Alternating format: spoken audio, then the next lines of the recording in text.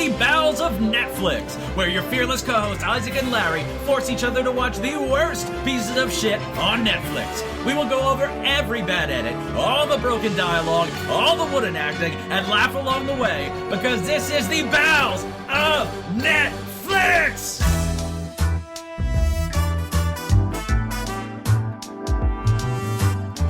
Alright, and welcome to the Bowels of Netflix. I'm Isaac, and with me, as always, is my fearless co-host, Larry. How are you doing this week, Larry? You know, if you given a choice of which body fluid you produced in excess, and it's like, I don't even know why I bothered. Well, that was just the Bowels of Netflix this week. Thanks, see you next week. Sorry to come all over your bit, Larry. You're not sorry to come all over my bit. You gotta go somewhere with all that excess cum. I'm just glad, I think really it behooves us to start our family-friendly podcast by then the first 40 seconds of talking about cum. No, my body decided that it was mucus was the thing I was going to produce in excess. Mucus. That's less fun. Yeah, no, given a choice, I think it would be one of the last choices, honestly. Of all the bodily fluids I could create and have in excess, I think it'd be the one I'd want the least, because I could do stuff with the other rest of it. True, and I don't know, piss isn't great, but it feels good to piss. Yeah, it's like a release, and same thing. But with coughing up mucus or sneezing or whatever, no good. No, it's never awful. Fun. It just sucks. Yeah, it just sucks. I've been before we get too far into it, I've been. Well, let's say what the goddamn show is. Jesus Christ. Larry Beard, the picture of health. We are the Bowels of Netflix. It's never once been true. Not one time. Oh my god. We're two old friends who hate each other dearly. Every week, one of us makes the other one watch the worst movie they can find on Netflix. You can find us on Facebook, find us on Twitter. We're the only Bowels of Netflix in your life. Don't even try to tell us there's another one. We will... Seriously, do not dare. Gut you like a fish. Send us an email, bowelsofnetflix@gmail.com. Have you checked the email? Because I haven't. Yeah, I believe we have at least one. We may be two. I don't remember if we have two. Oh, good lord. We are getting popular. Mm-hmm. Oh my gosh. Well, yeah, so send some emails. It makes us feel better about this silly little thing we're doing here. And do the rating, the subscribing, all the good podcast stuff. Make your grandmother listen or slap her with a wet fish, all the normal stuff. All the stuff NPR tells you to do. Anything but a dry fish, because it's just a cloud of scales and nobody it's just wants weird, them. Yeah. So, this week, or did you have something else? Yeah, no, I feel bad because we missed a week, and that is entirely my fault. You were sickly. It wasn't your fault. Well, a stronger man would have fought through the illness to bring a product, but unfortunately I am fleshy and weak. No, I have been sick to the point of I thought I was going to be in a hospital, because I literally... Imagine the size of your urethra, and imagine that's the only thing you can breathe through for 5 straight days. And imagine the thing you're most terrified of, genuinely the most terrified of, is suffocating in your sleep. Well, and then imagine that was just me. That was my last week. That was your week. Yeah, I have been unable to speak in a manner long enough to do the podcast. And you'll probably hear me hacking up a lung today, of course, right on cue. And I know Isaac is also under the weather, so it's...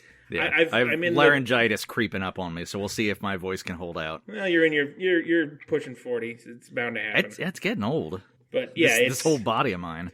I'm in the final stages of moving to a new place, and the amount of dust that it's kicked up and the circumstances have made it so I just couldn't speak. So I truly apologize. And I wanted to take that minute to recognize this man, who I've not told him this is going to happen, and he's going to hate this. But this man that I'm pointing at, that you're all looking at, because you're looking at me, of course, audience. Who are we talking about? You, dumbass. Okay. This man right here, Isaac Early, if you listen to this show, you appreciate the fuck out of this man who does literally all the work that goes into this show. And I just show up and make a bunch of jokes and call him an asshole and then go to sleep like life's great. Well, you spend more time on your reviews than I do. Well, that's because I'm an insane person. You're much smarter. Well, okay. On top of everything else, you're much smarter than me. Because you don't pause the fucking images in goddamn Pupstar to read what the magazine says for things like that. Okay, when you put it like that, I might agree with you. Yeah. This man has done so much work for this podcast and so much covering of my ass and has done so much of the stuff with the theme song and all the little bits he does. It's amazing. Have received no nudes, I'd like to point out. That's the only payment I'm asking for. Send him a nude. Do address it to him. I don't want to see them. Don't even send me a nude of you. Just like take a picture of a big black ass or something and send it to me. I'll take that. This man, it's really going to undercut my next statement. This man is one of the finest human beings I have ever had the privilege to know. And I hope you all appreciate the fact that he puts himself out there for you. Because truly, I would be lost without him. And this podcast would not exist because put myself out there, put myself in there, whatever. Yeah, that was, it's amazing how many of these bits come just straight from your wedding vows. There is a lot of uncomfortable sexuality in this review. Oh, good. So, yeah, we're off to a good start. And you're reviewing what? Tinkerbell Fairies Are for Everyone? Rated Y7? Tinkerbell, a.k.a. Mrs. Fisto. Mrs. Fisto. Well, at least she's married. At least she's settled down. Well, she's so tiny, she just fists urethras. It's like sounding. The worst thing. You brought up urethras. That was all you. Because I wanted to say breathing through a straw, but that's such a cliche. I was like, what's smaller and worse? Yeah. Well, now the runner is urethras. I hope you're happy with yourself. I'm truly very upset about it. All right, so we are covering Midnight Sun. It's a movie that came out in 2018. It is not Twilight. It is not Twilight related. Fucking Stephanie Meyer, her new book from Edward's perspective is called Midnight Sun. And somehow, I mean, I guess it makes sense. Midnight Sun is an apt title for this movie and for a vampire story. Yeah. So I guess it computes. Like, coincidence is fair enough here. We'll get into that. It fits into her whole goddamn fucking urethra? Oeuvre. Yep, her whole urethra, the whole thing. Did not want to think about Stephanie Meyer's urethra today. I've never been exploring for a female urethra. I've never actually, I found the clitoris, I know where that is, but I've never been like, oh, hey, that's a little pee hole. Okay, yep. I'm going to take a look next time I'm down in that area. Anyway, oh, God. Oh, God, indeed. This came out in 2018. Its budget was fairly low. It was a low-budget movie, $2.8 million. And it actually did okay. Worldwide gross was $27.4 million, so definitely not a blockbuster. A very small movie, but it, earned 10 times its budget. So that's solid, very solid. Yeah, I'd never heard of this before. No, neither had I. No, in 2018, I mean, that's well beyond the point where I had any kind of cable, and if it wasn't a very popular movie or a very bad movie, I didn't hear about it. So yeah, I don't totally flew under the radar. I don't hear Netflix normal original? Advertisements. I don't think so, no, because it had a theatrical release. Oh, right. Because we actually have the worldwide gross dollar amount. Okay. So maybe it's one of those ones that they fucking swooped in, and then it's a Netflix film, even though it's not. Like Arrested Development, a Netflix show. No, it was not before. Only the bad parts. Runtime is 91 minutes, so standard. It's a teen romance with a twist. We'll get there. So standard, hour and a half. IMDb, it's at a 6.6, which is pretty high for us. Usually we're sitting around the 5s. Rotten Tomato critic, not as flattering, 21%. There it is. But the audience score is 55%, which again is decent for a Rotten Tomato audience. Not great. I don't think it's fresh for audience even. No. Now, I am trying to stay away from teen romance with you because there's some soft part of you that hasn't been just killed by your association with me for all these years that still can find some kind of joy in them where I can take basically nothing. It's only a soft part of me until the party gets started, baby. And that urethra just stiffens right up. And the surrounding tissue, of course. But this one was too perfect. A, because it's a great follow-up after Twilight to not be Twilight. But B, I knew that the disease would upset you. And I knew it would be done wrong and that you would be unhappy about it. Much like the gravity of Phobos, I knew it would stick with you. And I was really banking on that, even though this might not be as terrible as some of our other outings. No, it's not. And we'll get into the disease handling, because it's mishandled. But at the same time, it does bring about awareness, so it's complicated. Okay. It's got a fairly interesting cast. The female lead, because it's a teen romance, so there's a male lead and a female lead. Female lead is Bella Thorne, who was Disney famous, like Disney Channel famous, like Miley Cyrus, but like a few years behind her. I heard that, and I'm like, is that a porn star? No, it's a porn star sounding name. It is. Just wait. Okay, all right. So she's had an interesting career where like she's got de-Disneyfied and become an adult actress, and has done some movies like this and some others. I forget what she's in. I think I don't know. I just like come across her on Reddit at some point. Like I vaguely knew she was a person. Yeah, the name rings a bell with me, and I don't know why or how. She's only 24, so she's really young. Christ. And she's had a pretty successful career, even like getting outside of Disney. Like she's done a few of these movies. She's in something bigger. I forget what it was. I can't keep track. Alvin and the Chipmunk. Oh well. Yeah, I know where this is going, so I'm not going to steal your thunder. Well, her association with pornography. Oh no, I'm not. I'm wrong. Oh, well, what were you thinking? She was in the Babysitter movies, like the one that you liked. Right. Yeah, I forgot all about that. Yeah, she. In Babysitter 2, Electric Boogaloo, she has a small part where she comes back at the end. I think she has a bigger part in the first one. Oh, okay. But she has been on this podcast before. All right, I didn't know her by name then. Yeah. She, in, I think, 2019, directed, like a Pornhub featured movie. No way. Yeah. Starring Abella Danger and some male star that I don't know the name of. Oh, her and him. Small Hands. Wait, Small Hands? Isaac? I am very fond of Small Hands as a porn star. As a male porn star. He's my favorite male porn star. Interesting. I've probably seen him, but I don't for sure. I don't realize I've seen him. Mm-hmm. He's not the one with like the vitiligo dick, right? That's Bruce Venture, I think. No. He has a big tiger tattoo right like above his crotch area, but it looks cooler than it sounds. I will believe it when I see it. And I don't recall. He's great. I'll have to look up some of his stuff. He is dating Joanna Angel, who is quite possibly the coolest porn star on the planet, because she genuinely likes her job, and it's the most obvious thing in the world and how much she enjoys it. And she's like an entrepreneur and has like done a ton of cool things in porn and is like loves the industry, and it just shows. And God, I can appreciate that. I can just really appreciate somebody who loves their work, and it's And there's a lot of weird, shady downsides of porn in the porn industry, but it's not inherently so. No, it's not an inherent evil. It can be, and it can be very easily taken advantage of. But there's a lot of good there, and there's a lot of like people who make it a better place. Right. Yeah. And who, are passionate about their work and take it seriously and aren't, abused or misused or whatever. Mm-hmm. So, unfortunately, those things happen. Those things happen in an awful lot of industries, too. Yeah. Probably more frequently in pornography, but still. Mm-hmm. Right. Co-workers, they're selling their bodies, too. Right. So, yeah. Anyway. So that's interesting. I didn't know there was a Pornhub film. Wow. Yeah. And I'm astonished as I had never heard of such a thing.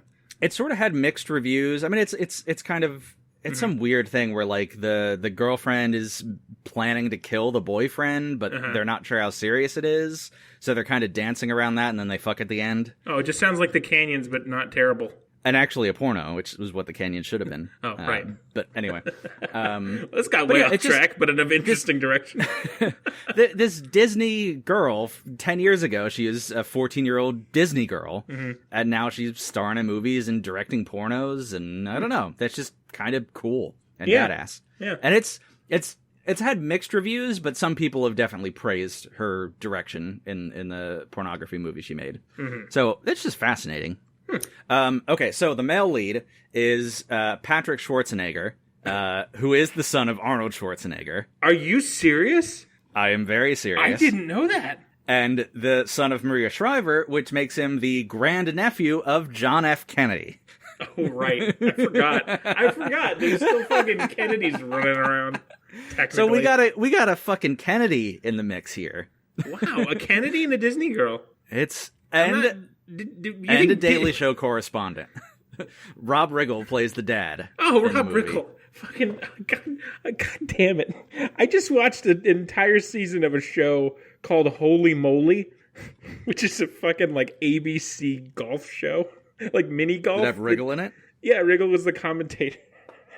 It's so he is great. He's a very funny guy. He's a very funny dude. Yes. It's, like, very watered down for families. but every now and then he would just have a fucking one-liner that was killer. And it's such a stupid show, and I watched the entire season. I have a brain problem, Isaac. You do. Fucking... So if you don't know Rob Riggle from The Daily Show, he was a correspondent. Oh God, probably 15 years ago when Jon Stewart was host. On? Does Trevor Noah still do it? Or okay. Yeah, he's still doing it. He's all right. He's not Jon Stewart, but he's kind of made it his own thing. I don't watch it super often, but I've seen clips, and it's okay. Rob Riggle also was in The Hangover. He was the one cop who sort of like spearheaded the taser scene where Zach Galifianakis gets tased and Bradley Cooper gets tased and all that. I saw it. I just don't remember. That's probably where most people will know him from. Probably, yeah. But he is a delight and just very well. He's got like kind of a cheesy role, but his comic timing is so good. Yeah. He's got very good timing. He actually can act too. So even though he doesn't have the best character in the world, although it's still it's not the. We'll get into it. I'm confused about this movie. All right. So let's get into it. Don't worry, folks. Next week we got him. We got him. We'll see. Easy peasy. I love everything. Oh, Isaac, I promise you. That it's no problem. I'm not fucking around. After the traditional slurry of production house graphics, as is typical for this kind of schlock, we get a 3.5-minute voiceover of... Too long. I'm not sure. Is it offensive for me to call her Vamp Chick? Is it the vampire? Yeah. No, absolutely not. We fucking half our career now is making fun of vampires. What are you talking about? Well, but she has the actual vampire disease that's a real thing, so... Oh, I don't know. I mean, how many people have this disease? What do we... How much are you going to talk about it? Because I don't know anything about it other than I thought it was fake and then found out it was real, like a couple years ago. Okay. It's... I'll get more into it as we go. So I mean, like, okay, because, now obviously this is fake, but again, Arrested Development again. There's he's the never nude, and it's like Tobias is a never nude, and then he can never be naked, so he always wears denim cut off shorts under all of his clothes all the time. And that's an actual thing? No, it's not. I don't think. I mean, it probably is, but he's at one point shouting, "There's dozens of us, dozens!" And it's like, well, yeah, but I mean, it's probably technically mean, but it's a small number of cases. It's very rare usually, and I'll get a little more into that because it's interesting. But yeah, if that is offensive, I apologize. Although it is kind of like the obvious low-hanging fruit. Like, I mean, it's the vampire disease. The fact that this disease exists is probably why vampires started as a lore in human storytelling. Has something to do with it, yeah. Yeah, so they're definitely related. Anyway, Vamp Chick. She's describing how sad her life is. She wakes up every morning after dreaming of sitting on a beach in the warm sun with her mom. But oh no, her mom's fucking dead, and she has xeroderma pigmentosum, also referred to as XP, which is a D&D nerd confused me throughout the whole goddamn movie. That's funny. So it's not, but it is also funny. Xeroderma pigmentosum. Basically, you're a vampire. You cannot be exposed to sunlight without grave problems. Oh, sorry. Excuse me. Okay, now I'm doing it too. God damn it. It's too hard off the heels of Twilight. So what are the consequences if you're exposed to sunlight? Horrible sunburn, like within a matter of minutes, like blistering, skin peeling sunburn. Like imagine, like we know our friend Randy had horrible sunburn. Yeah, which is a great story I'll tell one day. Yeah. But he was like laying out in the sun for 8 hours to get that sunburn. Yes. That would happen to someone in like 5-10 minutes of exposure to sun. Okay. And you're the average person has their first melanoma skin cancer by the age of 10. And basically you're trying to fight melanoma your entire life, and it's your life expectancy is reduced. Like even in first world America, which, kind of is in some ways good medical treatment. I don't know. Right. But your life expectancy is like 40, 50. Like you do not live a normal life. Like no matter what you do, the best you take care of yourself. And there's various other things that can happen. One really interesting thing I found, because it's obviously a genetic disease, and certain sickle cell anemia affects black people differently than it does us, and it's sort of a malaria protection, so they're more likely to have it, which is kind of beneficial. I forget the details of that. But certain diseases are genetic or influenced by racial identity, kind of. Yes. Sickle cell anemia is probably the go-to example, I would say. the interesting one I forget the exact, but it's extremely rare in most populations. So in North America, it occurs in 1 in 250,000 people. And this is XP we're talking about? Yeah. Okay. The sunlight disease. So yeah, 1 in 250,000 people. So there's 1,000 people in the United States that have it, probably. Wow. So very, very rare. Huh. I think in Europe it might be 1 in 400,000. Good lord. So it's extremely rare. In India, it's 1 in 370. Are you serious? Yes, which is crazy. And That's they so obviously crazy. don't. I've never even it's one of those things that you never hear about. Yeah, and they don't have in India India's kind of weird because some places are basically a first world country while others are a third world country, like in the slums and stuff like that. Right. Third world India is like the last place I want to be on the planet. It looks horrible. There's not as good medical treatment generally. So a lot of the people, tons of people have it. I mean, still not, 1 in 400 is pretty low, but that means... And what's the population of India? Over 1 billion. Exactly, so, that's a lot of people. So hundreds of thousands of people have it, if not, I guess... No, yeah, millions of people have it. Millions of people. I'll be damned. Yeah, and if you look up, pictures of people afflicted with XP, xeroderma pigmentosum, most of them are Indian, which makes sense. And they don't have the resources to change their life to revolve around nighttime, because, a lot of them live in slums and just aren't capable of doing that. Right. So there's a lot of children that just die horribly, horribly young. Good God. Which is terrible. That is, I don't want to say fascinating. It's fascinating. Yeah, it's upsetting. Really? I mean, that's crazy. I've never heard the name of it. I knew it existed, but I knew it existed from a different movie. I knew just some fucking horror movie I saw had that, was 2 kids had that affliction. Mm-hmm. And I think I read an article about it 3 or 4 years ago, but I didn't know it was a thing. I didn't know it was a huge deal. Wow, good God. That's really wild. It's amazing the disparity, too. Yeah, those numbers are insanity. It really is. Huh. I'm curious to do more research on it, but honestly, anyway. That's really wow. Good God. So, stepping aside from Medical Corner, we'll get back to this shitty fucking movie. So the other kids are mean. They think she's a vampire. But Pizza Girl is totally accepting and plays at her house at night. And how old are they at this point? 8, maybe. I don't know how to age children. I'm legally not allowed to know how to age children. That's good. Yes, I agree. This is a good ruling by His Honor. But yeah, at least she comes over and knocks on the door, and Wriggle comes out and is like, "Oh, my daughter can't play," and is like, "But she could play at night." And he's like, "Oh, I can come back and play at night. And by the way, I like pizza." Okay. She's basically just bribing the dad, if you fucking feed me, I'll play with your weird ass vampire daughter. It's smart. Yeah. Anyway, they become great friends. So, yeah, Dad is Rob Riggle, famed Daily Show correspondent, and the person with the last name and person with the last name you definitely want to let your little girl go over and play at his house every night. Can I go play with Mr. Riggle? Daddy Riggle, as he'll be called in the movie. I just was thinking about it. Rob Riggle reminds me of, the next generation's Patrick Warburton. I don't know who Patrick Warburton is. He's the guy he was Putty in Seinfeld. He's Joe in Family Guy. Oh, okay. They have kind of similar energy and style, I would say, a little bit. Yeah, I could see that. All right. They look alike, too, which helps. Doesn't have the deep voice, necessarily. But his comic timing makes up for it. Okay, so very quickly, Vamp Chick grows into a full-bodied teenager. And now, ripe for the weigh-in, as Isaac is concerned. Bella the Thorne aging, was the aging, not weighing. 21 when she filmed this, 20 or 21, depending. But she was legal. She old was enough a legal to drink, beagle. old enough to stink. I like them smelly. I'm sorry for everything. So she's been watching Little Tony skateboard past her house all these years. I call him Little Tony because of Tony Hawk. This is fucking Patrick Schwarzenegger, of course. So yeah, she's been watching Little Tony skateboard past her house all these years, and now her steamy clam lips are slapping against her thighs in a bevy of teenage desperation. There he is. Yep. There he is, folks. There'll be a lot of that.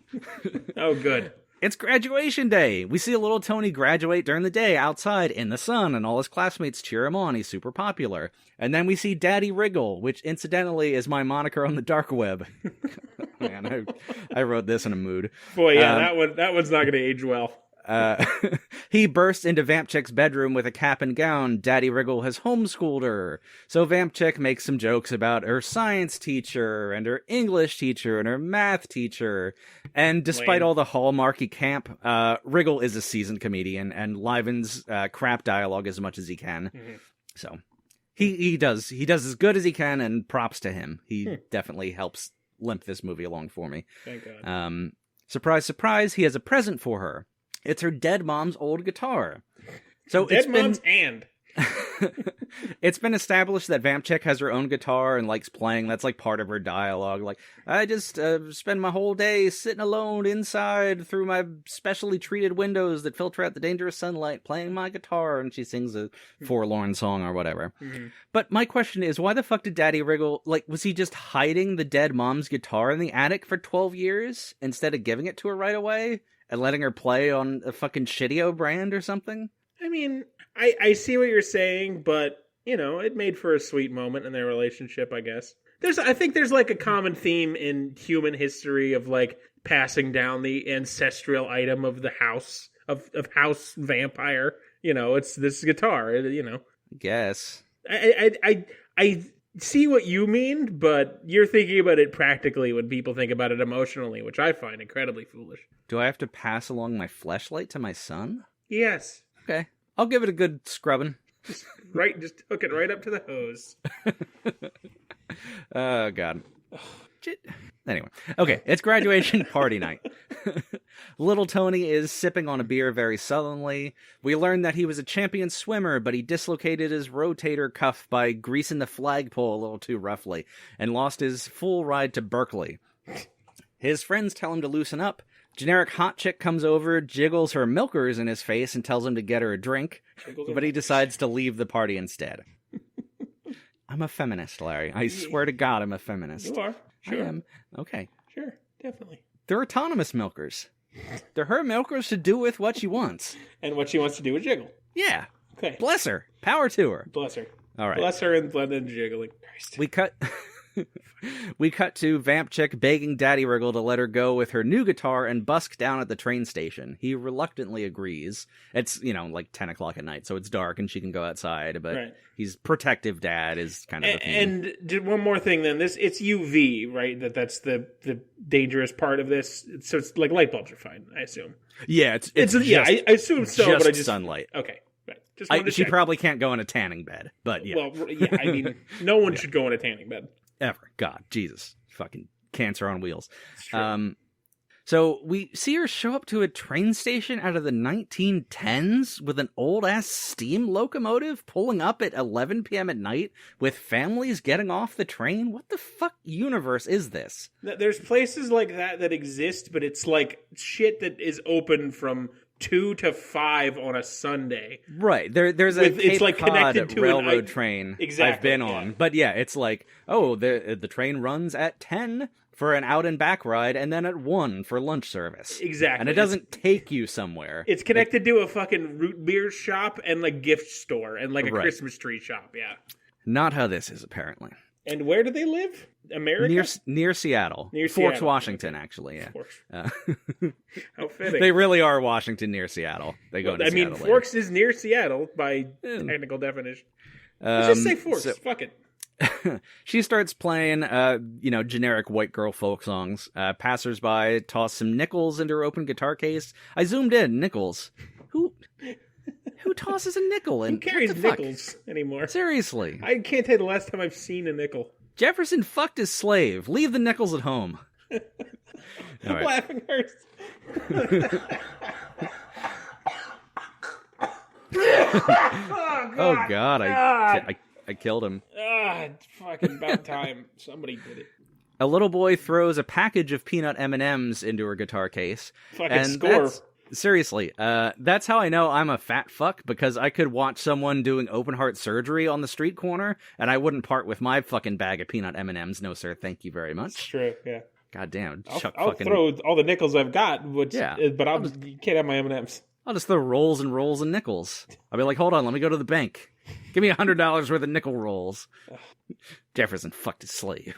He did. Yeah. Not just the one, I'm sure. Oh, good golly. Little Tony just happens to be walking along the train station platform on his way home. Again, what universe is this? He hears Vamp Chick's sweet voice and his trouser snake uncurls down his pant leg. He approaches Vamp Chick, who recognizes him from staring from her window while cranking her Itachi magic wand up to 11 and biting down on a leather strap so Daddy Wriggle didn't hear from the next room. Yikes. I was in a mood, Larry. Yeah, clearly. I was horny. I was really horny when I watched this movie. You don't say, Isaac. I'm really horny right now, Larry. You don't say. Can you take your shirt off? I'm not wearing pants. That's all you get. Fine. Okay. She's visibly embarrassed and packs up her guitar in a hurry to go home and attend her dead cat to plan the funeral. It's like she's trying to make up an excuse. And he's like, I have to go home to take care of my cat that died. We have to plan its funeral. Okay. So, I don't know. Disney humor funny. Like, kind of. It's not funny. No, a little. Okay, see, little. this is why when you get today's movie, you're gonna fucking see we're not screwing around with this shit anymore, man. You've seen the last of your teen romance comedies. Don't you worry, it's over. I have not. It's over for you. No. That next day, window is shut. The way is shut, Pippin. Well, you definitely haven't seen your last Wayne's movie, so we're not shutting that window anytime soon. Suck a dick. Oh, God, gladly. The next day, Vamp Chick and Pizza Girl do some teenage bonding. Bonding, not bondage, Isaac, quite your erection.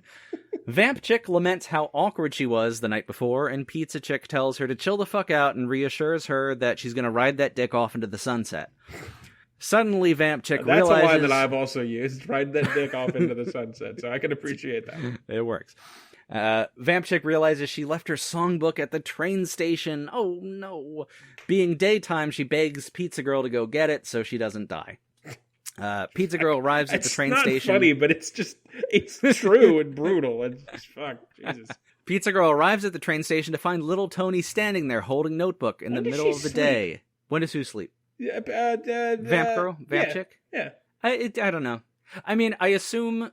Probably like similar to when I was on third shift, like 8 a.m. to 2 p.m. Okay. Something like that. So you're awake in the afternoon and evening and you can socialize with people. Yeah, that's fair. Okay. Yeah. So it's not fully explained, but like it makes sense. She sleeps on the first shift. Yeah. It might be 4 p.m. and Pizza Girl's done with school and coming over to hang out in the afternoon, but Vamp Chick can't go outside. I see. But yeah, fucking little Tony is just how long has he been standing at the train station since the night before? He's just standing there, just fucking like notebook? A robot staring at the wall, waiting for her to get back, waiting for the plot to resume. Nobody told fucking Schwarzenegger Jr. that the scene ended. It's just like, all right, just hang out there, Pat. We'll be with you in a couple hours. So, and yeah, like, obviously I know his meat throttle was in full gear last night, but he's just been waiting the whole time? Jesus. Meat throttle was in full gear. Pizza Girl concocts a plan to have Vamp Chick and Little Tony meet at the train station at night. Just see a fat mobster every time you say Little Tony. Little Tony. In a green pinstripe suit. Kind of like that cheap Goodwill suit that I had, but pinstripe. All right. Hey, I got your notebook. How's about you slobber on my knob for a little while, huh, darling? Yeah. Oh, God. I'll get you some baked scallops if you suck me off good. Some gabagoo to go with it. Yeah, that's right. I got it right in my pocket. Oh, God. Okay, Jesus, where are we? So yeah, Vamp Chick and shows up, and they have the handoff, and the sexual tension could split a fucking atom. It's the most awkward, crappy flirtation I think I've ever seen. And little Tony, by the way, Mr. Patrick Schwarzenegger, the grandnephew of John F. Kennedy, famous slain. Oh, I was going to say our only Catholic president, but that's not true anymore. No, fucking Biden. God, he had to ruin it. Fucking ruining everything. He supposedly just graduated high school. I think he was in his late 20s when he filmed this. Bella Thorne's in her early 20s. That just happens. But he looks like he's fucking 34. And he's so awkward. He looks like if Tom Brady and Forrest Gump fucked and one of them got pregnant. His face is distressing. Wow, I'm looking at his face, and that is very apt. That Tom Brady thing, that is very apt. He looks way too much like Tom Brady, but with like just a little bit of chocolate in there from He got Forrest. a long neck. Yeah, he does have a long neck. He's a weird-looking man. He's a weird-looking man. He is. His middle name is Arnold. Oh, God, gross. Ew. So Pizza Girl's nerdy male coworker at the ice cream parlor, because of course they work at a parlor, ice creamery.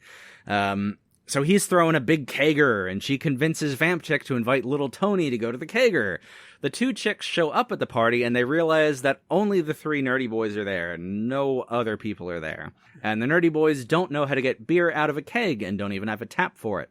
Pizza Girl starts freaking out and yelling at the nerds for throwing the worst party ever. And this is kind of predictable or cliche, or you've sort of seen this thing before in movies, but I kind of liked it. The lead nerd says, "Would a lame party have a sundae bar?" And he gestures to a table covered in ice cream fixings and disposable bowls. Yeah, real funny, Isaac. I exhaled through my nose. Judas made that joke at Christ's expense, for God's sake. He also made chili. And Pizza Girl's like, "Chili for a party? What's wrong with you?" You're like, "My chili recipe is really good." So little Tony, who's the popular sports star jock, shows up, and the nerds are confused why he's there. He eats some chili and pretends he likes it, and it makes a face and bonds with fucking Vamp Chick. He then suggests they go to the party of the super popular cheerleader, which is being thrown the same night, which the nerdy guy is like, "That might have cut into our attendance slightly." Har, har, har. Cheerleader answers the door with a look on her face like a lioness who's found an adolescent zebra separated from its herd, because her hunger for his popular cock is so ravenous it's on the verge of having its own consciousness. She wrinkles her nose at the random chicks and the nerdy dudes, but acquiesces to them coming in since they've brought a keg of beer. So the party is a total banger, you and Vamp liked Chick... this movie, didn't you? You're going to end up telling me this was a 6 out of 10, and I'm going to disown you. No, not that much, but it's also not going to be as low as you want it to be. Of course not. Yeah. I'm just going to tell you right now, I have been spending most of my time trying to figure out what the scenario that's going to put her in peril of the sun is going to be. And it's got to be something with a car breaking down, because anything else is pretty easy to avoid, I feel like. I don't think it's a bad enough movie that there's going to be the cheerleader girl's going to lock her in a well or something. But I'm trying to figure out what it's going to be. My guess is car breaking down. Yeah, something breaks. Yeah, so you're okay. on with that. It's weird. All and right. it's dumb. Of course it's dumb. Well, of course it's dumb. It's on fucking balance of Netflix. It's only had 2 good movies and 1 good TV show. Just smack your fucking tits off your face. The party is a total banger. Vamp Chick is clearly overwhelmed, but reluctantly starts enjoying herself. Is the only party she's ever been to. Right. Cock-hungry cheerleader stares daggers at Vamp Chick. Is that her name in your review? She doesn't come up after this party. Okay, all right. So she's very much a nothing character, but she clearly wants that little Tony fucking gabagool. Oh, laughing hurts. Hey, baby, you want to suck on my salty meat? Hey, all right. And he's just really confused because he's trying to push his father's hard salami business, and he's just really confused why everyone thinks he's being sexual. Yeah, I don't know why everyone always thinks it's sexual. It's just Poppy's Hard Salami for Your Throat is the name of a company, and I don't know why everyone always assumes it's something nefarious. Poppy's Hard Salami for Your Throat. Can that be a t-shirt we put out? It better be. We get a slow motion party montage. You've seen it in every teen movie. Yep. Vamp Chick succeeds at Flip Cup. She's super excited. Nerd wins at beer pong, and some jocks cheer with him, and it's whatever. Nerd Dude and Pizza Girl make out in a convertible in the garage, and she tells him if he ever tells anyone about this, she's gonna kill him. All that generic shit. Little Tony and Vamp Chick are about to kiss, but Nerdy Dude runs into the room after making out with the chick in the garage and yells, "This is the best night of my life!" And everyone starts cheering and yelling. So, oh god, Little Tony and Vamp Chick end up going down to the dock, where he shows off the sailboat he's been caretaker of all summer. The boat's gonna break, okay. Got it. Well, the sail's gonna go down or something. There it is. See. I just needed to wait a couple more minutes. Well, we'll see. The boat is involved, but it's not what you think. Okay. He tells her he hurt his shoulder when drunk at a party, and his friends dared him to jump off the roof into the pool, which he clipped his shoulder on the side of the pool, which caused him to lose his swimming scholarship to Berkeley. He says he'd love to take her out sailing around the harbor sometime, where they could watch the sunset. Vamp Chick looks sad because she has XP and will never be able to do that. Now, at this point, has she told him that she has XP? No, and that's been a plot point, which I haven't really brought up. There we are. Yep. So, like, the pizza girl at one point, or like after their first date, she's like, "Oh, have you told him you have XP?" And she's like, "Oh, I don't want to tell him right away." It's like, it's not just a thing. And like, that kind of makes sense, because like, if you have a weird debilitating disease, when do you tell someone about it? Right. Not on the first date, but also fairly soon. Second date. Yeah. Absolutely second date. Yeah. Like, yeah, you can't be 100%. You can't be creeping up on double-digit dates without telling someone you have XP or cancer. You don't have to reveal anything weird or embarrassing on the first date, but the second date, you got to be like, "Hey, look, I had a really great time with you these last 2 dates, these 1.5 dates, but I got to show you I got these moose feet, and it's just a thing. And like, if you want to walk away now before anybody catches feelings, it's cool. I'll clip-clop on out of here. But you got to know about my moose feet." I think it somewhat depends on basically how sexual you're going to be on your dates. I think it needs to happen before genital contact. Yeah, definitely. If that's something that happens on the second date, then you better bring it up on the second date. I think it should happen before then, but I'm pretty much open about my entire life with everyone all the time. So if you're gonna wait like 6 to 10 dates before you start taking any clothes off at all, then I think you can wait to date 4 or 5 to bring it up. Even then, if it's something that, when it's something like that, welcome to our relationship corner. When it's something like that, that literally runs your entire life, not by any choice of yours, you have to. You have no choice. Like, it should come up pretty early, I would say.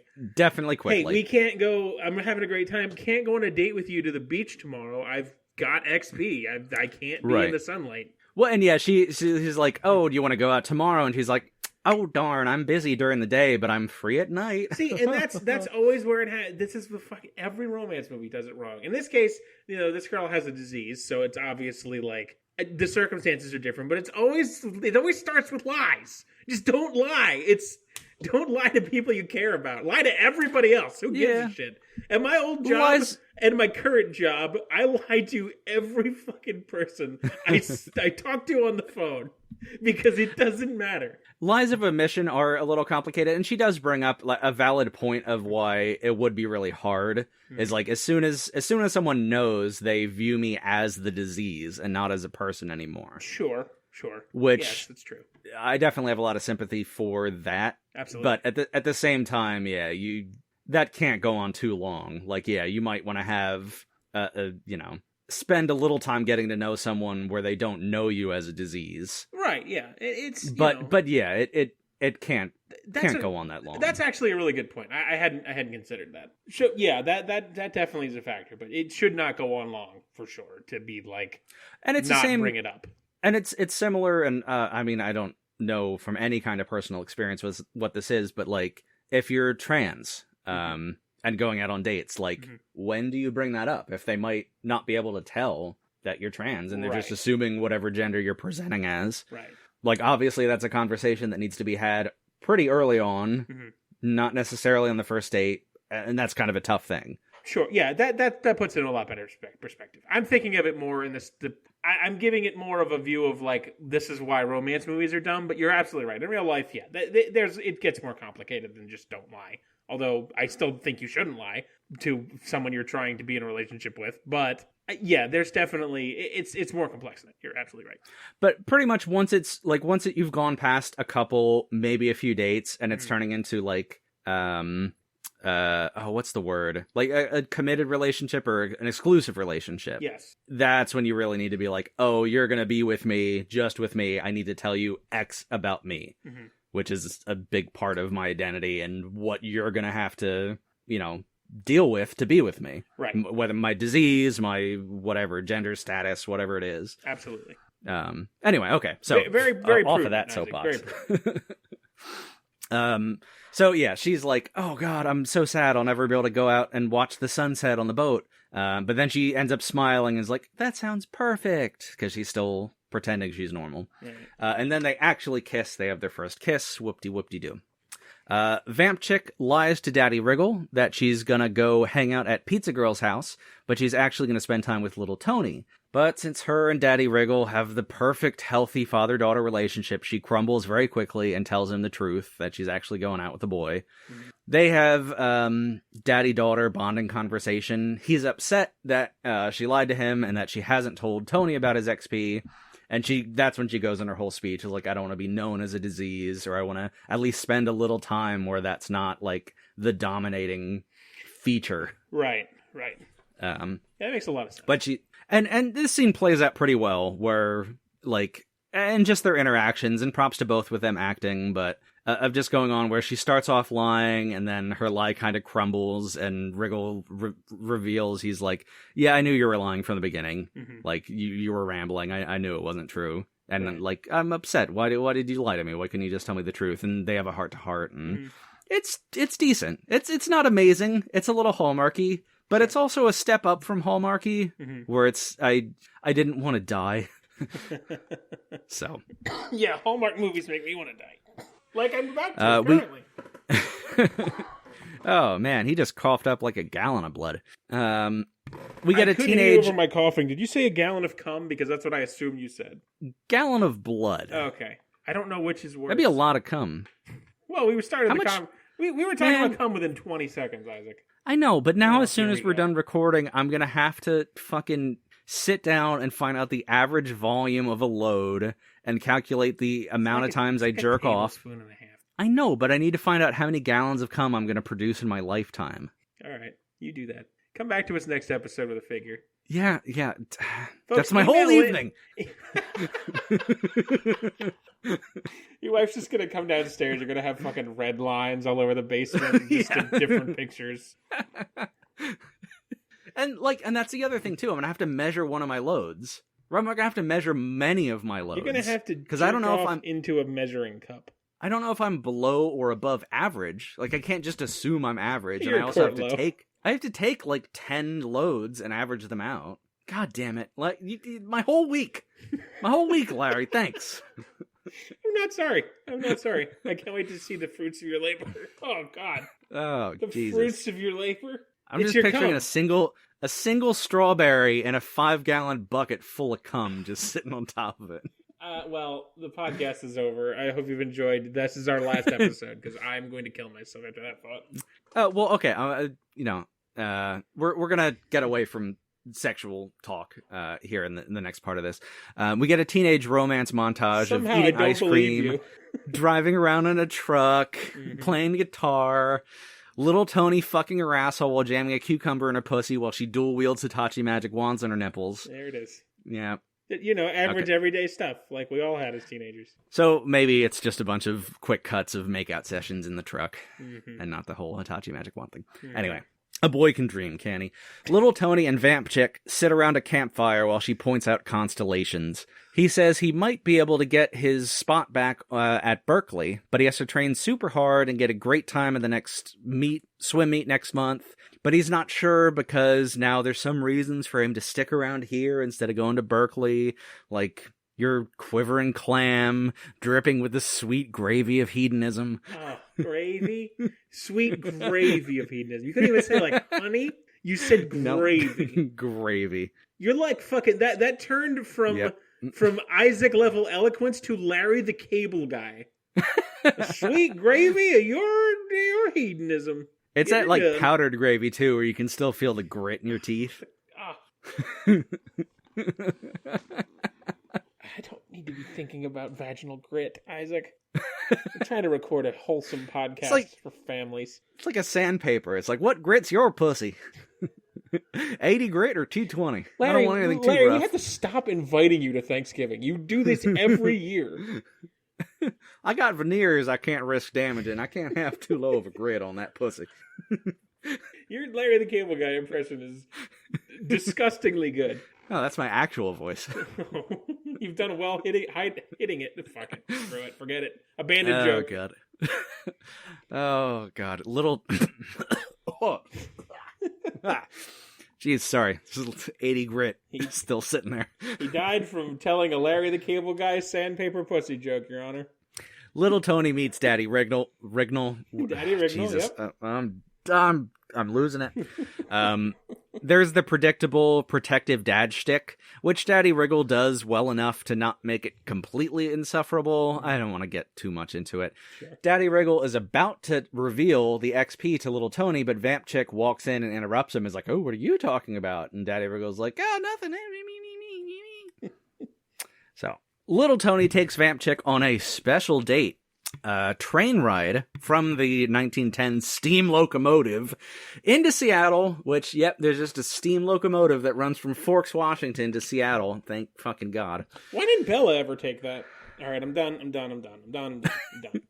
Oh, right, and it's Bella Thorne. God damn it. I know, right? Gross. That thought occurred to me earlier, but I thought I'll let it slide. Gag me with vaginal grit.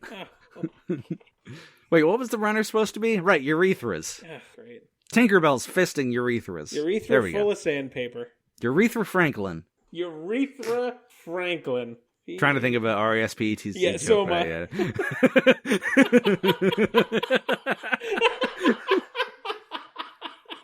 Well, at least we're consistently awful. Oh, God, okay. I was literally counting on my fingers. I'm not positive how to spell vaginal, but I mean, I was working on it. All right, anyway. Oh, my God. So they take the steam train into Seattle, where they're going to see a live music show. And it's the first live music show she's ever been to, and whatever. She's super excited. Then out on a public dock, he tells her it's her turn to perform a live show. And he has been carrying around her fucking guitar the whole time. So I don't know why this is, like, surprising to her. Like, they go to see a live show, and there's, like, a cute scene where they eat Chinese food on the train. Yeah, sure. And, again, like, she's about to tell him about the XP, but then she gets cold feet and whatever. But he's brought her guitar along. He's been carrying her guitar, which goes into hammer space during the live music show. How convenient. While they're in the club dancing. But, anyway, she's like, "Oh my God, no, I wasn't expecting this. It's my turn to perform a live show. Oh, no. Oh.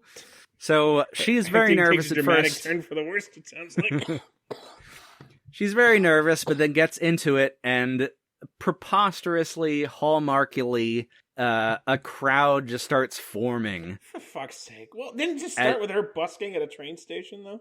Yeah, and she's out of the dock in Seattle now, and it's like a crowded dock, so there's a lot of people around. But as soon as anyone walks past and hears her fucking schmaltzy, folky bullshit rock music, they're like, "Oh man, that's a white girl singing Sufjan Stevens. She's gonna be the next Taylor Swift. I have to get in early." So again, and it's like just taking lines from your vows, just every other sentence. I was like, Jesus. Yeah, the lawfully wed is get in early. Yeah, that sounds about right. This is just terrible. This is a throwaway episode, huh? We've just ruined it, haven't we? So at the end of the fucking song, the crowd just starts applauding her, and there's like 50 people around. It's ridiculous. What is it? Like the middle of the night, obviously, of some sort. I mean, it's like 11 p.m. in Seattle, like probably on a Friday night. So like there's people around. Sure. I forgot they were in Seattle and not Forks this time. Right, yeah. Okay. Not everyone lives on a fucking farm in a barn with donkeys like you do, Larry. Hey, those donkeys keep me warm at night. Yeah, they keep your cock warm because it's in their butts. In the pile of limbs, I'm not really sure what's ever where, if I'm being honest. In the pile of limbs, I'm not sure what's really where. That should be a t-shirt. Okay. It should be read at my funeral. Oh, okay. So I kind of mentioned this, but throughout the movie, there's been several occasions where she came close to telling little Tony about her XP, but hasn't. She then convinces him to go swimming in the cold water of the harbor. He's reluctant because he's like, "Oh, I haven't been swimming since I hurt my shoulder. It's been months, and I'm like weird." And she's like, "You convinced me to play a show in front of strangers. Now I'm convincing you to go swimming." So eventually he gets won over, but he says, "Okay, but I don't have a bathing suit." And she says, "Oh, neither do I." And then she starts stripping her clothes off and then leaves fucking underwear on. Because, of course. Right. Like, God, imagine the train ride back with just wet underwear. And I know. Nothing else. Like, I just wanted a little bush. I couldn't just see a little bush. Like, come on. Is it that hard? Just give me a little bit. You can do a side boob. I don't even need a full nip. I want some side boob. I want a little bush. And now you're taking from fucking engagement party. I don't know. I ran out of funny things to say. Just keep going. Then I didn't say anything. So they swim and like cuddle, and you can see them like swimming and their hips get close together. But this movie's so fucking tame. Sure. Like, right. yeah, it's never. It's Right. wholesome. Right. Unbelievably wholesome. Mm-hmm. So sick girl movies tend to be, which I don't know if did we All talk right. about in this episode about sick girl movies? no, we haven't. Yeah, but that's a whole thing. I know I mentioned right? it when I gave you this. There's a whole subgenre of sick girl movies where it's just like typically the female lead is very sick and sometimes near death, but then it's like that drives the drama of the relationship. There's like a whole weird subgenre of these. I've seen a few of them. And yeah, they tend to be overly wholesome to compensate for the sick girl. Definitely. I'm not a fan of these, if that's not abundantly clear. They cuddle under a blanket that someone had been carrying in Hammer space. Yeah, man. On the beach next to a fire, which I don't know how they started. Whatever. He a fucking cord of wood with him in his fucking backpack. Okay, and I didn't bring it up before, but like it's kind of come up in the movie that Vamp Chick wears her mom's like gold watch. That like when she has this childhood memory, like at the beginning of the movie, we saw in the monologue, like the mom's playing guitar for her on a sunny beach, which also isn't like XP doesn't like set in later in life. Like she wouldn't have been like 6 years old and like perfectly fine to be in the sun. At least I don't think so. Okay. Anyway, whatever. Science corner. Fuck it. I don't give a shit. But it's her mom's fancy watch, and she wears her mom's watch, and she feels connected to her. Right. And it's come up a few times. So they're sitting around the campfire, and little Tony asks her if she's ready to see the best sunrise of her life. Ugh. She starts panicking, looks down at her watch, which is stopped at like 2 a.m. or whatever, because it's not waterproof. And that's what they went swimming. So that's what breaks. The fucking horniness to get you every time. That's what's going to happen to you, Isaac. You're going to break your watch. And I don't know what your consequence is going to be, but... Gonna break it off in your dick hole. Oh, God, no, please. Please, no, I'm sorry. I mean, could you wind a watch with a dick hole? I guess you could, right? I don't want to think about it at all, in fact. Oh, God. She suddenly realizes it's almost 5 a.m. She grabs her phone, panics, and is like, there's all these missed calls and texts from Daddy Wriggle and Pizza Girl because they're worried about her. And she just starts running, like, away from the beach. Which, again, like... ostensibly they were in Seattle, which is a steam locomotive's ride away from wherever she lives. Uh-huh. But she just starts running home. I don't get, like, as the sun... and it goes from, like, full dark to, like, instantly, like, she's, like, 2 blocks away on a street, and it's, like, that blue morning, like, before the sun actually comes up. Right. But it's like, you know... Yeah, and if you're affected by the UV rays, if you're not getting hit by the sun... God damn it, I fucking hate to say it again, but the reason the Cullens in Twilight live in fucking Washington is because it's, like, so overcast and, like, the sun's not up very often. Yeah, now, exactly. Obviously, of course, it's day-to-day, different movie, and that movie's entire franchise is fucking nonsense, but, I mean, it's similar concept here. Yeah, running when you're a train ride away is not advisable. But apparently they're not a train ride away. I don't know if they rode the train back and were just swimming in a harbor near their home. It's not explained. It's stupid. Sure. Fucking whatever. Little Tony catches up to her on the street with his pickup. She gets in and tells him to drive as fast as he can. She's totally freaking out, and he has no idea what's going on. They get to her house, and she sprints for the front door just as the first rays of sunlight are bursting over the horizon. And just as she runs through the door, she's exposed to 2 seconds of direct sun ray. Here we go. Which kills her. What? Not then, but she's gonna die. Oh, she's gonna die! She dies. Oh, it's one of those movies. I was so... shocked when I realized she was going to die. I'll tell you what, I didn't see that coming. Nope. I didn't Not at all. see that I thought it was going to be like they have a heart-to-heart and struggle and figure out how they're going to live their lives together. It's a sick girl movie. Somebody's got to die. She fucking dies. Somebody's going to die. Either she was going to die or he was going to die. Yeah, that's a good point. I didn't think of that at all. Wow. So, and yeah, this is not medically accurate to how the disease actually works because it's not like... you're exposed to 2 seconds of sunlight, and then your brain starts shrinking, and you have all sorts of neurological symptoms, and then just die. Not how it works. No. Right. I mean, you can not put at all. You can put your hand in an oven for 2 seconds and be fine. Right, yeah. Like, you get exposed to sunlight, yeah, you're going to have horrible sunburn. It's going to make you more predisposed to melanoma. There's all kinds of other things that happen. But, yeah, if you have XP, you can go run around in the sun for a couple of minutes. Right. And not just be, like, you know... Insta-dead. Right, yeah. Or, like, bound for... It's not a zombie bite. Exactly, yes. So they do some doctor visits and tests, and her brain is shrinking, and she only has a matter of time. Fucking science alert, whatever. Shrinking. Her hands start shaking, and the makeup department does a decent job of making her look sickly. She's very sad and completely ignores all the texts from little Tony, who's awfully confused. Yeah, well, yeah, I'd say. Oh, because she runs up, goes in the house, and then Pizza Girl shows up and says, "What were you thinking? She has XP." And he's like, "XP? What was that?" And then he goes and starts Googling it and does his research. It's like, oh my god. Right. Oh, she's a vampire. And So the role of Patrick Schwarzenegger will be played by Barney Fife. And oh man. Alright, so this is where, like, man, this movie kind of sucks. But I cried a lot during this fucking stupid movie. God damn it. Okay, normally I'd make fun of you just because it's easy pickings. I have been so emotional the past month and a half. I cried at a song in a commercial on YouTube because I just hated myself so much. Aww. And I heard that song and I'm like, God, I'm tearing up thinking about it. Let's move on. No, I don't know. I've been incredibly emotional lately, and it's pretty much any Pixar movie gets, jerks a tear out of my urethra. Yes. Well, nope. You ruined it. Thank God for that, Ronnie. Thank you, Larry. You're not welcome. So yeah, this scene's a little rough. She decides to make a dating profile for her dad, so he'll have someone after she dies. Right. The scene actually teared me up pretty good because at first Daddy Wriggle protests and he's always the optimist and he's like, "Oh, there's going to be hope. We're going to figure something out." And he's like, "There's a trial study for a cure or whatever," and it keeps falling through.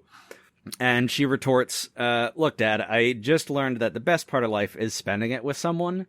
And she forces him to promise that he will go on a date and find someone to be with after she's gone, because she's dying imminently. They both cry and hug, and he promises that he will go on a date. Jesus. And yeah, it sounds schmaltzy describing it, but I'm not saying Jesus with disgust. I'm saying Jesus with like, yeah, I'd fucking cried at that. And they play it well. They're both decent to good actors. Right. And yeah, it's a little rough. So they're crying and hugging, but thankfully this gut-wrenching scene ends on an uplifting note because they start to work on the dating profile on Vamp Chick's brand new MacBook Air, the perfect tool for planning your affairs after you die from an ultra-rare medical condition, starting at $9.99 from your local Apple store.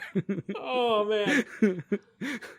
Convenient enough to fit in your laptop bag or in the top layer of your coffin when you get buried 6 feet under.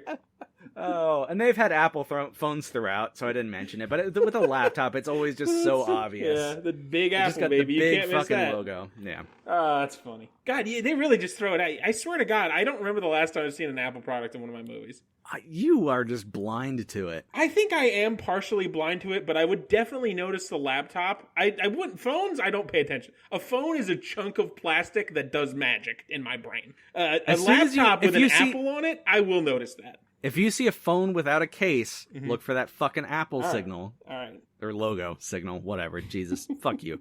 Fuck you to death in your fucking dickhole. Yeah, it's fine. Vamp Chick continues to ignore little Tony until Daddy Wriggle tricks her by ordering takeout and having little Tony be the delivery boy. Daddy Wriggle forces her out to talk to little Tony despite her protests.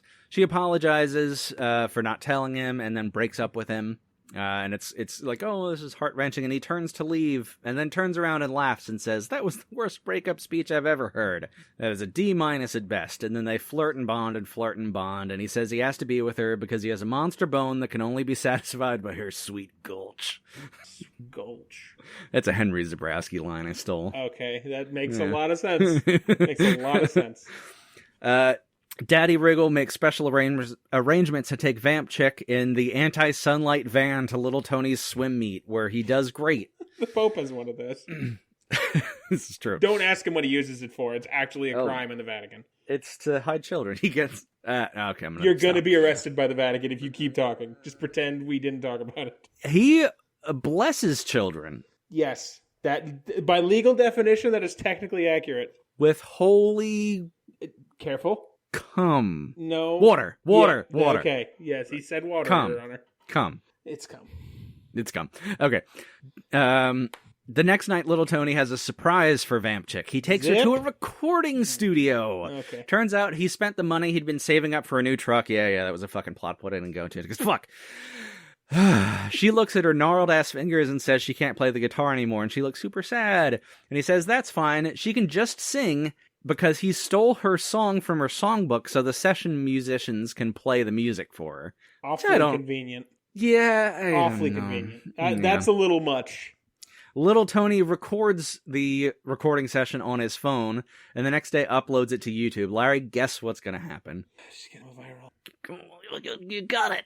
You got it. Oh, God. Also, fucking, that seems... This is probably just the jaded part of me. I'm willing to admit that I'm just jaded. That seems really like... If the person I loved was about to die, and I recorded, I got it to get them this experience, and I got to record this thing. I don't know that I'd post it on YouTube that night. Yeah, I might let it fucking ruminate a little. I might not turn it into a thing right away, but maybe, again, that might just be me. My instincts are not to post it for internet points. Well, I can see from wanting to post it for, I want to share the person I love's art with the world. Yes. I'm curious how he set up the ad revenue on this video. Right. That's never made clear in the movie. I don't know any record companies anymore. Did he talk to fucking... what was Tupac's record studio? Mangala Studios. No, it's like it was some fucking name. God, I can't remember. The fucking when Coolio came by to offer a fucking deal, like who did the negotiation? I don't know. It just putting on YouTube seems exploitative. But again, I'm jaded and I just hate all corporation of all kinds. Did you know Tupac almost got the roles of both Bubba from Forrest Gump? Yes, actually. And Mace Windu? Yes, I did know that. Now, don't get me wrong. This is a Samuel L. Jackson appreciation space, obviously. I mean, the man is a legend. He's a dear man. That said, do I want a world where Tupac was in Star Wars? You fucking, of course, you idiot. What a dumb thing to ask. The only better casting for Mace Windu besides Tupac, and Samuel Jackson's number 3. Tupac's number 2. Number 1... Biggie Smalls. Well, absolutely. Yeah. Listen, I love me some Tupac. I'm a Biggie Smalls man. Fat ass Biggie playing Mace Windu. Fucking can't hardly walk. Right? Yeah, he's like, he just got a front pocket full of mozzarella sticks. Oh God, rest in peace, Biggie. You were fucking I'm a Biggie Smalls man. I would love to see Biggie Smalls as or Tupac, honestly, either one. And yeah, if they're since they're both unavailable, I'm glad Samuel L. Jackson got it. This is true. Oh God. Okay, God. Oh Lord, Jesus, amazing. I just can't get it with mozzarella stick. I heard and you can't unhear it too, so I'm sorry if I'm ruining Biggie for you. But I've heard Biggie's flow and voice described as if he's rapping with mozzarella sticks stuck in each nose. That absolutely fits. And I know can't you're not gonna unhear ruin it. it for me. Okay, so fucking Vamp Chick and fucking the grandnephew of John F. Kennedy sit in the bed of his pickup truck looking up at the constellations. She confesses she's been eye-fucking him every day since 4th grade through a window as he went by on the skateboard. Yada, yada. They share I love yous. Vamp Chick, Pizza Girl, Daddy Wriggle, and Little Tony are all having Chinese takeout. Vamp Chick is looking sicklier and sicklier as the days go by. Little Tony says he has to leave for about an hour to take care of the sailboat one last time because the owners are coming back tomorrow. We get a flashback to him telling her they should go out on the boat around the harbor and watch the sunset. Vamp Chick suddenly says she wants to go with him and go out on the boat and watch the sunset. And Daddy Wriggle's like, what? And he's like, Daddy Wriggle, this is very important to me. It's worth dying for. Me. No, that's just stupid. And well, if the movie logic works correctly, by the time she gets to the truck, the passenger seat of the truck, she's literally going to wither up and die like a raisin. Right.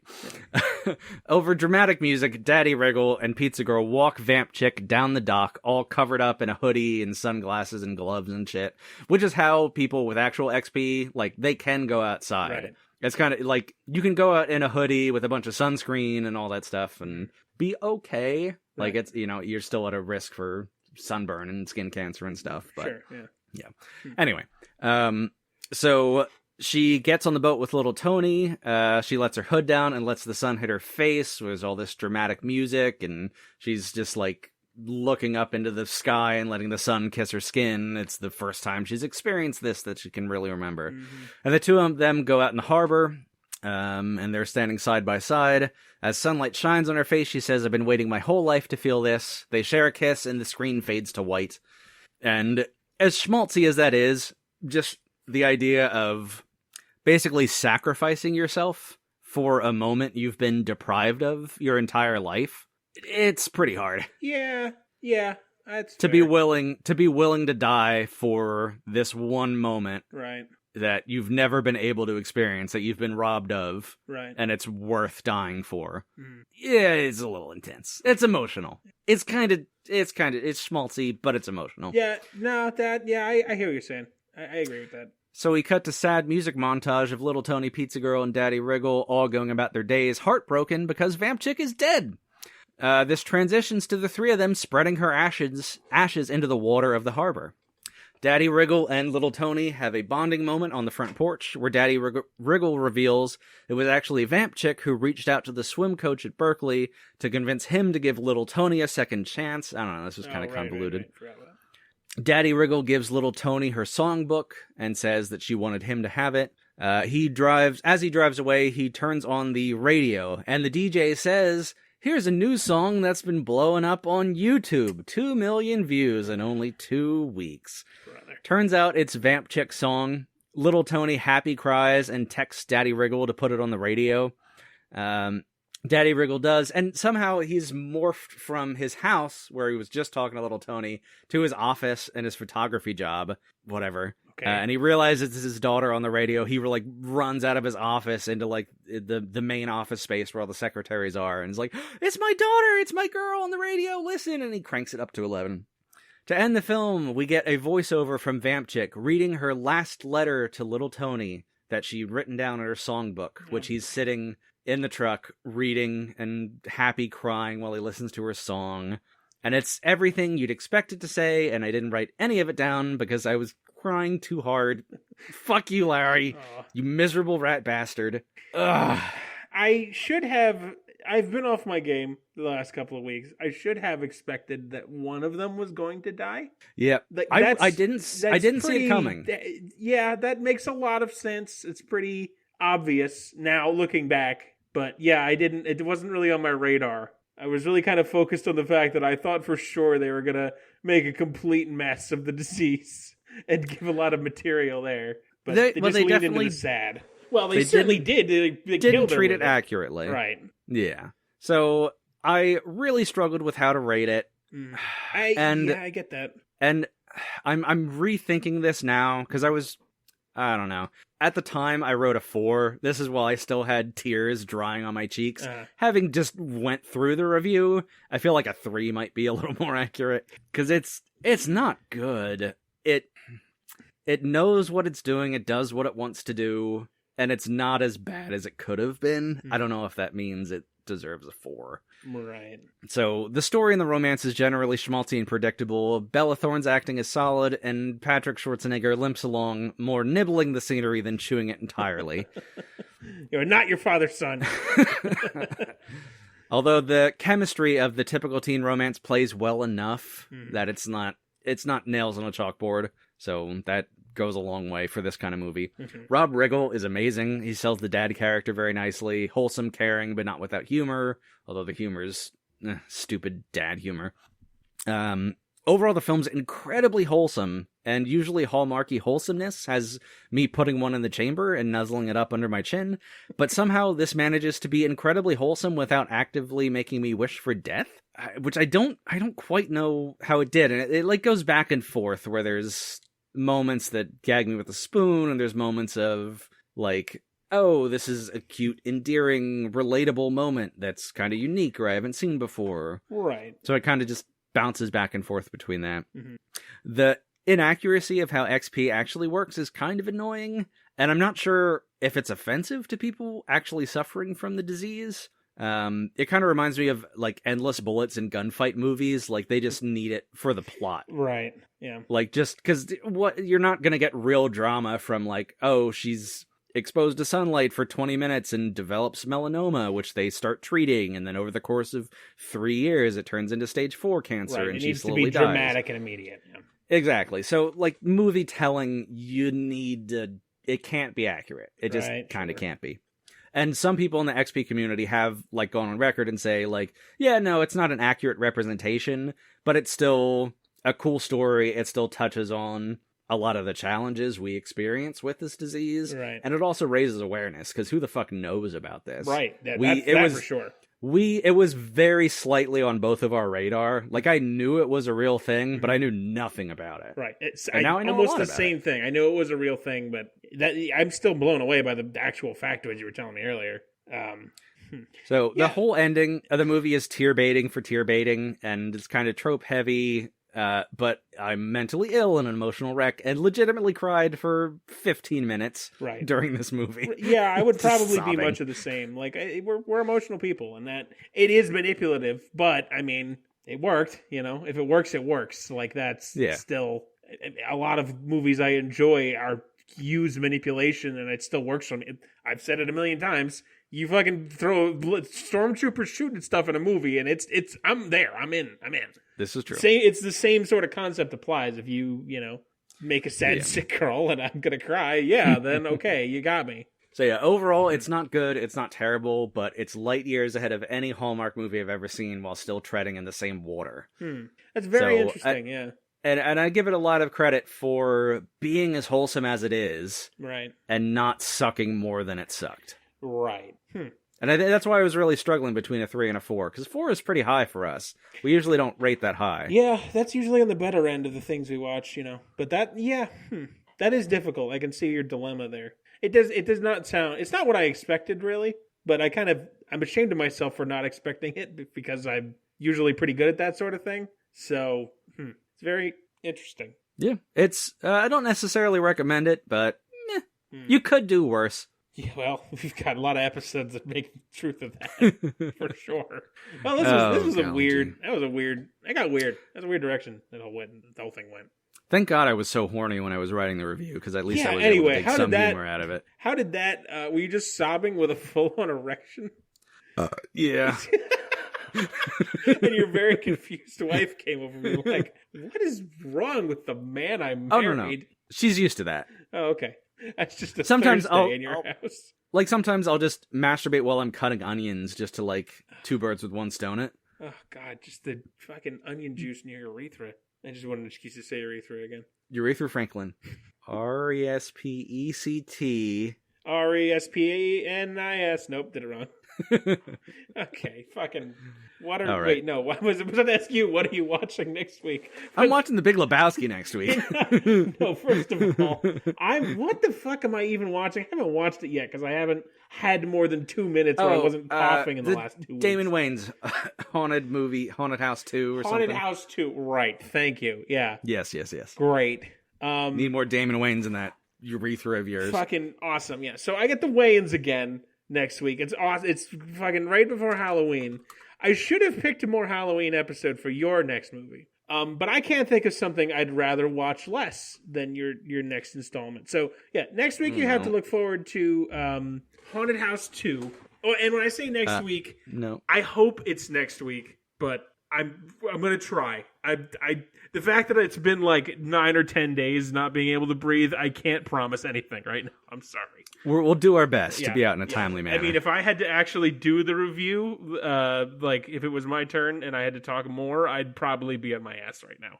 I will try my damnedest. But let's read an email quick before we get your next movie. Right, yes. This is from Sarah, and this is not Dr. Twilight Sarah. This is my other friend Sarah. And she says, I have many things to say this time. First, I listened to Congo thinking, God, the Twilight references every episode now. They can't stop themselves. So 10 out of 10 for that. Great. I'm glad that's... Got more this week. I'm glad that's... Yeah, I'm glad that's part of my life now. Second, I completely forgot about my last email, so that was a surprise ending for me. Yeah, she sent an email drunk. I don't remember what it said, but she was... she said tipsy, but drunk is a funnier word. Third, I am so right, though, and I can say that with 100% sober confidence, tipsy might have been an undersell. See what I meant? Drunk. Fourth, I love Bowles I'm sorry, let me correct that. She said, fourth, I love Bowles Boys, Bowls, and that should be your new name. I don't know, did we ask for a new name? Bowles Boys? I don't think so. Or is she just offering us a name? Hey, assholes, call yourself this, Bowles Boys. Bowles Boys sounds like a 6-year-old with no teeth trying to say Rolls Royce. I'm not making fun of you, Sarah, except I am a tiny bit. Also, Isaac, you know me. We played D&D together. Why is it every time I email you, you have no idea who I am? Oh, it's that Sarra. Yeah. Okay. I was just going to let it go because I thought it was funny. Because I don't know. There's a lot of... she'd get upset. There's a lot of people named Sarah in this world. Two of our primary emailers are both named Sarah, so. I'm very confused. Didn't she play, oh god, what was it, a barbarian? Yeah, it was a barbarian. She was a barbarian who was an alchemist and got so angry that alchemy wasn't real that she became a barbarian. It was pretty brilliant. Oh, right. That was her first D&D character. It was brilliant. Yeah, okay, that was good. Thank you for emailing in, Sarah. It's always nice to hear from you. I don't remember what you were talking about last email, but you were drunk, and I'm just going to assume that I'm sure it was funny. The email didn't sound drunk, though. We wouldn't have known if you didn't bring it up. It's true, yeah. I don't pick up on those things. So, Isaac, in 2 weeks, which I think will basically be, in theory, our Halloween episode, God. I looked around at horror movies, and I thought, nothing's really jumping out to me as something that you'll really hate. And then I remembered, Netflix usually doesn't lead me wrong because Netflix for me is fucked. It's fucked to the tits. Everything's ruined. Mine this too. show has ruined my Netflix. I should have made a different have separate account. accounts. Yeah. But no, stupid me. So when I turned on Netflix, the thing that was put front and center when Netflix said, well, here's this algorithm we know about Larry Beard. Everything we know about him. Here's what we think he wants to see the most. And of course, I saw that and thought, well, this is a topic I don't know much about, and I think it's something Isaac should teach me about. So, Isaac, oh no, your Halloween episode is going to be My Little Pony. Damn it! It's new number generation. 3 on my list. It's number 3 on my list. It was art. God, damn it! Damn it! No, no. I have some people I would call friends who are professed bronies, and I've never understood it. And now you're gonna understand it and tell me all about it. Oh! As soon as you said it was in suggestions, I was on the Netflix page and I was like, "Let me look at my." Oh no! Oh no! God damn it! God damn it! Yep. Oh man! When should we use that description, baby? I don't like being told what to do. Oh, Equestria! That's the name of the world. Ah! It's gonna take me out. I'm gonna try. I'm coming to join you, Elizabeth. Oh. Equestria's divided. Oh, it's playing through the real speakers. God damn it. Yeah, it sure is. Whatever. We'll just let it ride, baby. Equestria's divided, but a bright-eyed hero believes Earth. Wait, Earth ponies? Okay. God, fuck, man. Believes Earth ponies, Pegasi, and unicorns should be pals. And hoof to heart. She's determined to prove it. Oh, Jesus. Jesus almighty. The union between Pegasi, unicorns, and Earth ponies has been long divided, and I can't wait to hear how was finally resolved. My Little Pony, a new generation. Oh, look, they're playing DDR? Look at that. That's cute. No, why not? Yeah. There's a rainbow. They're dancing. Right. There's several dance scenes. To close this out, Larry, I want to tell you and our listeners to Google image search something for me. Okay. Because now you've You've reminded me of something I found on Reddit that made me just delighted. Can't be good. Go on. Reverse Centaur. Oh, I've seen this. It's wonderful, isn't it? Yeah, it's fantastic. It's just a human on all fours with a horse sprouting out of the torso, like rearing back with its two front horse hooves. It just looks. It's so stupid and It's so unassuming and also unsettling at the same time. Exactly. That's a great way to put it. Oh my god. All right, so next week Larry's covering Haunted House 2, then 2 weeks from now I'm covering The Big Lebowski. It's gonna be a terrible movie. Listen, we need to do an episode where we talk about The Big Lebowski so you could stop making this joke, because you're never going to watch it. I'll just make it about a different movie. There's a lot of good movies. It's true. There are a lot like of Her and Him, directed by Bella Thorne. I haven't seen it yet. Probably going to watch it. I know. Especially Do now that I I know have to who's pay in it. for it? Probably. Or do I need a premium account? Almost certainly. I guess I can do the trial. Maybe we'll review that. And by do the trial, I mean where I'm going to get put away for the rest of my life. Yeah, pretty much. Oh, But God. it's only 32 minutes long. We should just fucking do a side episode on it. It's supposed to be a lot of story and very little sex. I mean, every episode of this podcast so far has been mostly story and little sex. So what's the difference? Well, yeah, exactly. But like, if we just recorded or did an episode on a regular porno, I don't think it would go too well. No, an episode but a of porno, that's boring. That's 80% story and 20% sex. Right. Yeah, I think we can make that work. Yeah, it might be a fun side thing. All right. God, I don't need to be any more horny than I already am. Yeah. The confused erection you sound like you had in Midnight Sun was something that Tear-soaked, I would call it. Tear-soaked erection. Yep. Well, I'm gonna go Google image search Rob Riggle pictures and jerk off to that. You know that song Landslide? It's Landslide. Da, da, da, da. You know that song? Yeah, by the Goat Woman. Is that the Goat Woman? Yeah, the little Stevie Nickies. Okay, yeah. For some reason, there's just a line where she says a line where it's like, you can see my reflection. I just heard her going, and tear-soaked direction. Because that's how my brain works. So, okay, fucking, let's end this. Eat your grandmother's Jesus. fish or something. I don't know, whatever the line is. Eat your grandmother's pussy. No, Sign up. Isaac, that was not what anyone said. Yeah, eat your grandmother's fish. That was close enough. No. Ask your grandmother for consent, and if you're both on the same page, take some pictures, send them in. balsandnetflix@gmail.com. We would love to hear from Care you. of Isaac Early. That's Early with the Deweys. You don't have to open any attachments. Believe me, I won't. Find us on Twitter, find us on Facebook, Pals and Netflix. We're the only one in your life. Do the rating, do the subscribing, do a review, all that fun stuff. You know what to do. Tell your friends, tell your family. Yeah, we like doing this. We want to keep doing this. We want to infiltrate as many souls as possible. I like when you put it that way. It's way more sinister than just two fat guys talking to each other. We gotta. At some point, we have to double check if we've wasted a millennium of time yet. I know. Yeah, we have to do the math. I was just thinking of that. We have coming up on 11,000 total downloads. That's crazy. So That's yeah, ridiculous. we're in the ether. Yeah, we're getting We're close to Joe 100 Rogan. episodes. We're coming for you. We sure are. You watch your ass, Joe. Can I call you Joe? Mr. Rogan. Dr. Rogan. No, that's never been true. Oh man, just swilling ivermectin. Anyway, all right, Jesus Christ. Let's go off of this soapbox. Ivermectin and things. We're gonna see you next week. We love you. Smell you later, Daddy Wriggles.